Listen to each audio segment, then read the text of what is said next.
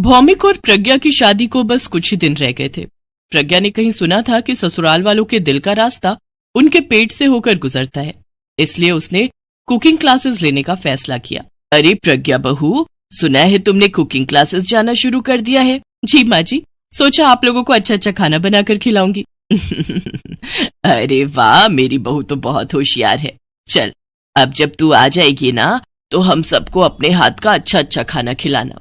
बस अब जल्दी से दुल्हन बनकर घर आ जा बहू, हम सब तेरा बड़ी बेसब्री से इंतजार कर रहे हैं। जी माँ जी, बस कुछ दिन और।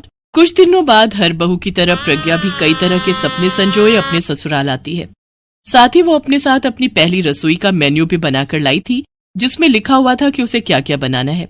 अरे प्रज्ञा, ये क्या है? मैं पहली रसोई में क्या क्या बनाऊंगी उसका मेन्यू है। अच्छा, मैं भी तो सुनूं जरा, मेरी बीवी क्या बना रही है खास? शाही पनीर, मलाई कोफ्ते, मिक्स वेज, बूंदी रायता और पूरी। वाह वाह, फिर तो मजा ही आ जाएगा। मेरे मुंह में तो अभी से पानी आ गया। बस थोड़ा सा इंतजार, मैं अभी रसोई में जाकर झट से सब कुछ बना दूंगी। प्रज्ञा जैसे ही रसोई में पहुंची तो रसोई में सबसे महत्वपूर्ण चीज थी ही नहीं। माँ जी, फ्रिज में तो टमाटर है ही नहीं। बहू, तुझे पता भी है टमाटर 200 रुपए किलो चल रहे हैं, इसलिए मैं तो लाती ही नहीं। रुक, मैं अभी पड़ोसन से मांग कर लाती हूँ, आधा टमाटर तो वो दे ही देगी। आधा टमाटर? लेकिन मैं जो बनाने जा रही हूँ उसमें तो कम से कम 8-10 टमाटर लगेंगे। 8-10? बहू तू रहने दे, तू बिना टमाटर के ही सब्जी बना ले। लेकिन माँ जी, शाही पनीर, मलाई कोफ्ता, इन सब में तो टमाटर डलेगा तभी स्वाद आएगा। अरे तू चिंता ना कर, प्याज ज्यादा डालकर ही तू सब्जी बना देना, हम सब खुशी खुशी खा लेंगे। बेचारी बहू का बड़ा मन था सबको अच्छा अच्छा खाना खिलाने का, लेकिन बिना टमाटर के तो उसके अरमान धरे के धरे ही रह गए। वो बिना टमाटर की सारी सब्जियां बनाने लगी और 2 घंटे बाद वो सबके लिए टेबल पर खाना परोसती है। प्रज्ञा, जब तुम खाने का नाम ले रही थी ना, तो मेरे मुंह में तो पानी आ गया था, लेकिन अब ये खाना इतना मजेदार नहीं लग रहा। सही कहा बेटा, मैंने भी सोचा था कि आज कुछ अच्छा खाएंगे, लेकिन चलो कोई बात नहीं। वो पापा जी, रसोई में आधी चीजें थी नहीं और टमाटर वो तो थे ही नहीं। ऐसी बात नहीं है बहू, बिना टमाटर के भी अच्छी सब्जी बन जाती है। अच्छा चल, अब कोई बात नहीं, तू कल अच्छी सब्जी बना लेना। बेचारी प्रज्ञा ने जैसा सोचा था वैसा कुछ भी नहीं हो पाया था, इसलिए अगले दिन जब उसके ससुर सब्जी लेने जा रहे थे तो प्रज्ञा ने उनसे कहा, पापा जी थोड़ा टमाटर भी लेते आइएगा। अच्छा ठीक है बहू, मैं ले आऊंगा। है ससुर के जाते ही प्रज्ञा ने मटर पनीर की सब्जी बनाने की तैयारी शुरू कर दी। अब आज तो मैं अपनी बनाई हुई सब्जी से सबका दिल जीत ही लूंगी। कुछ देर बाद जब उसके ससुर जी बाजार से आए, पापा जी आप जल्दी से टमाटर दे दीजिए, मैं सब्जी बना लेती हूँ। बहू, टमाटर तो बहुत महंगे हैं, इसलिए मैं ला ही नहीं पाया। मैं तो पहले ही कह रही थी कि टमाटर महंगे हैं, लेकिन अब बिना टमाटर के मैं भला सब्जी बनाऊं कैसे? अरे बेटा, प्याज और अदरक लहसुन डालकर बना ले, हम सब खा लेंगे। लेकिन माँ जी, ऐसी सब्जी किसी को भी अच्छी नहीं लगेगी। अब तुम लोग देख लो कैसे बनानी है, हम तो सब खा ही लेते हैं। प्रज्ञा ने मटर पनीर की सब्जी तो बना दी, लेकिन वो अच्छे से जानती थी कि वो किसी को भी पसंद नहीं आएगी, और आखिर हुआ भी वही। इस मटर पनीर में तो बिल्कुल भी स्वाद नहीं है। वही तो बेटा, वो तो मैंने कहा ही था कि टमाटर के बिना सब्जी अच्छी बनेगी ही नहीं। बहू, अब तुम कल कोई ऐसी सब्जी बनाना कि उसमें स्वाद भी हो और टमाटर भी ना डले। इन सबको टमाटर भी नहीं लाना और सब्जी भी स्वादिष्ट चाहिए। बिना टमाटर की सब्जी में बिल्कुल भी स्वाद नहीं आता, जिस वजह से हर कोई बेचारी प्रज्ञा के खाने में नुक्स निकालता।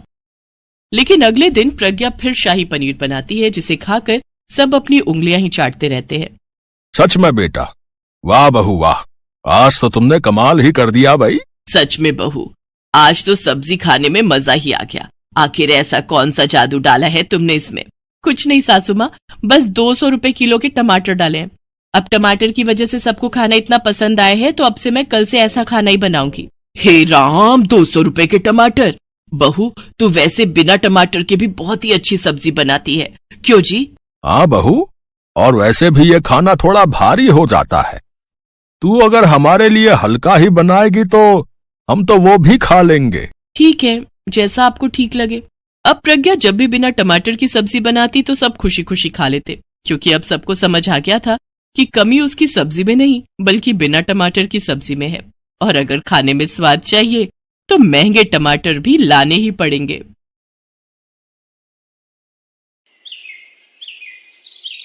गोमती नाम की एक बूढ़ी औरत अपने छोटे बेटे सुदर्शन और बहू ममता के साथ रहती थी। गोमती का बड़ा बेटा और बहू एक सड़क हादसे में इस दुनिया से चले गए। उस समय पोती खुशी गोमती के पास घर पर थी। अब इस दुनिया में गोमती की पोती खुशी का अपनी दादी के सिवा कोई नहीं था, क्योंकि खुशी के चाचा चाची स्वभाव के बहुत खराब थे। चाची, दादी की तबीयत बहुत खराब है, आप दादी से काम मत करवाओ, दादी को बुखार है। चल हट, बड़ी आई दादी की सगी। ओ बुढ़िया, अभी तक तेरे से बर्तन नहीं धुले? कपड़े कब धोएगी फिर? बस धुल गए बहू, शरीर बहुत दुख रहा था, तबीयत बिल्कुल ठीक नहीं है। रोज रोज का बीमारी का बहाना यहाँ नहीं चलेगा। तुझे और तेरी पोती को घर में रहने की जगह दी है। शाम को मेरी माँ और बहन मुझसे मिलने आ रहे हैं। इसके बाद रसोई में जाकर उनका खाना बनाना, समझी? और साथ में अपनी पोती को भी लगा, सारा दिन इधर उधर घूमती रहती है। दादी लाओ, मैं आपकी मदद करूं। आपकी तबीयत ठीक नहीं है। दादी, चाची बहुत बुरी है। चाची आपको कितना तंग करती है, आपसे कितना काम करवाती है। मेरी बच्ची, तू इतने छोटे छोटे हाथों से कैसे काम करेगी? रहने दे बिटिया, मैं कर लूंगी। गोमती और खुशी की आंखों में आंसू आ जाते हैं। खुशी जानती थी कि उसकी दादी की तबीयत बहुत खराब है, पर वो छोटी बच्ची क्या कर सकती थी। शाम के समय ममता की माँ और बहन रहने आ जाती है। ममता के बच्चों के लिए वो खिलौने और खाने पीने की चीजें लाई थी। खुशी बच्चों को खिलौनों के साथ खेलता देख लेती है और वो उनके पास जाती है। तभी ममता की बेटी महिमा के हाथ से गुड़िया टूट जाती है और वो खुशी पर दोष लगाने लगती है। नानी देखो ना, मौसी देखो ना, खुशी ने मेरी गुड़िया तोड़ दी। ममता, ये लड़की तो बड़ी शैतान है। खुद तो माँ बाप परलोक सिधार गए और छाती पर मूंग दलने के लिए इसे यहाँ छोड़ दिया। बताओ जरा, इतनी महंगी गुड़िया लाई थी मैं महिमा के लिए और इस लड़की ने पल भर में तोड़ दी। हाँ दीदी, ये तो बहुत गलत बात है। तुम इसे सबक क्यों नहीं सिखाती हो कि आज के बाद ये ऐसा कुछ ना करे? देखती जाओ, मैं इसे अभी सीधा करती हूँ। बिट्टू, जरा सामने से डंडा तो लाना। ममता डंडे से खुशी की पिटाई करने लगती है। खुशी बचाओ बचाओ चिल्लाने लगती है।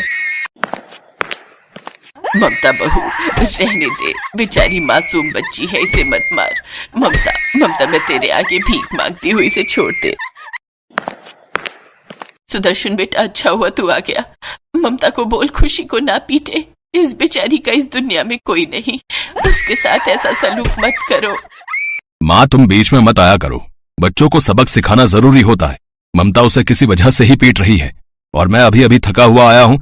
मुझे इन सब बातों में मत घसीटो। मुझे तो अपने ऊपर शर्म आती है कि मैंने तुझ जैसी औलाद को जन्म दिया। तू अपने भाई की बच्ची के साथ इतना बुरा सलूक होते हुए देखता रहता है। भगवान के घर देर है अंधेर नहीं, मत करो पाप। ममता का गुस्सा खुशी को पीटने के बाद ही ठंडा होता है।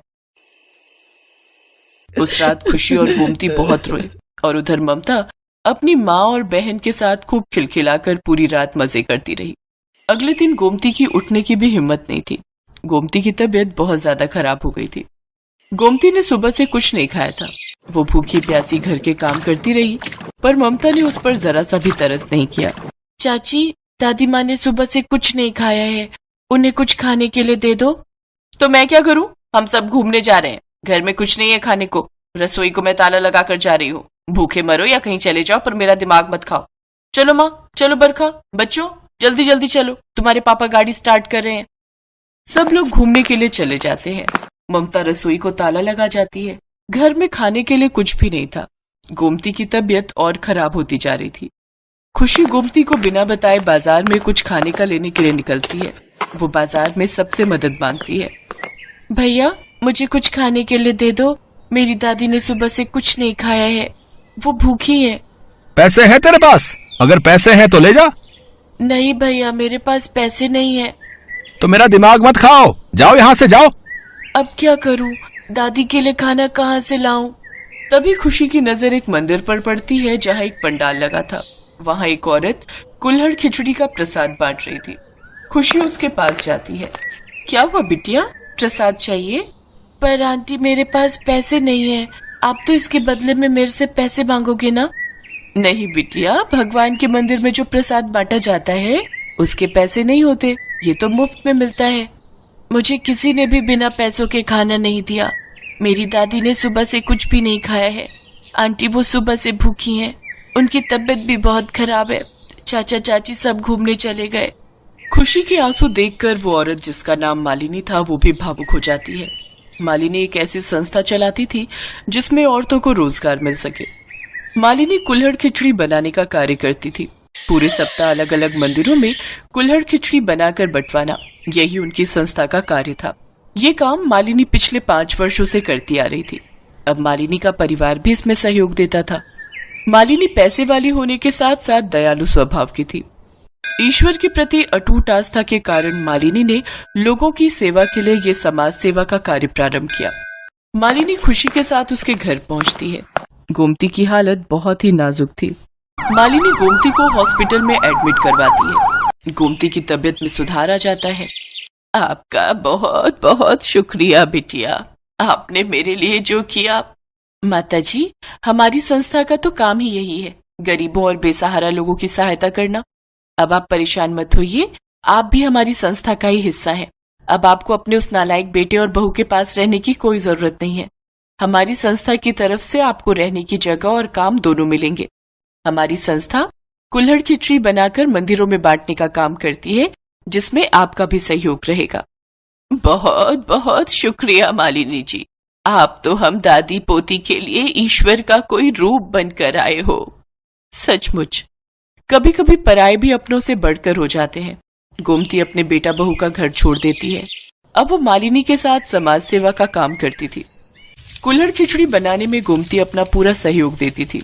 गोमती देखती है बहुत सी बेसहारा महिलाएं इस कार्य में मालिनी को सहयोग देती हैं। मालिनी एक अच्छे स्कूल में खुशी का एडमिशन भी करवा देती है। गोमती को इस बात की तसल्ली थी कि उसने खुशी के बर्बाद होते हुए जीवन को बचा लिया था और ये सब भगवान की कृपा से ही संभव हुआ था।